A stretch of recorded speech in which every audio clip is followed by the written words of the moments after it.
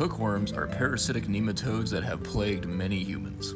They also have a pretty terrifying life cycle where first they burrow into your skin and then make their way to your lungs, where you cough them up, swallow them back down, where they end up in your intestine. Once in your intestine, they use their tooth-like appendages to clamp onto your intestinal wall where they drink your blood.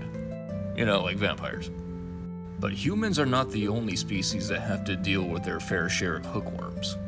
This is Uncinnaria, a hookworm that infects fur seals. And they have one of the strangest life cycles of any parasite I have ever heard of. The final host of these parasites are actually baby fur seals.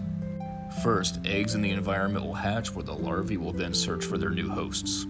For any worms that end up infecting males, their journey ends there. They will not go any further. But for worms that infect the adult females, they will lie dormant until the next year's breeding season. Then, when that next generation is born, the nematode will make its way to the seal's mammary glands, where the mother will then transfer the worm to the baby through its milk while it's feeding. Parasites are crazy, man. Once in the baby, it's like any other hookworm. They make their way to the small intestine where they drink its blood.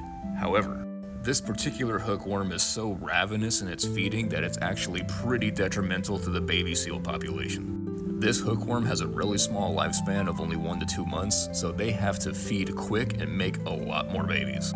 And each year, they can cause anywhere between 30 and 70% mortality of baby seals. Now remember in past videos when I say things like usually or in general or most of the time, parasitic worms aren't as bad or scary as they're made out to be. And that's why I say usually or in general, because there are exceptions where parasitic worms can cause quite a bit of mortality. But it's also important to note that this worm, despite causing such a high mortality of baby seals, is also part of that ecosystem doing its thing.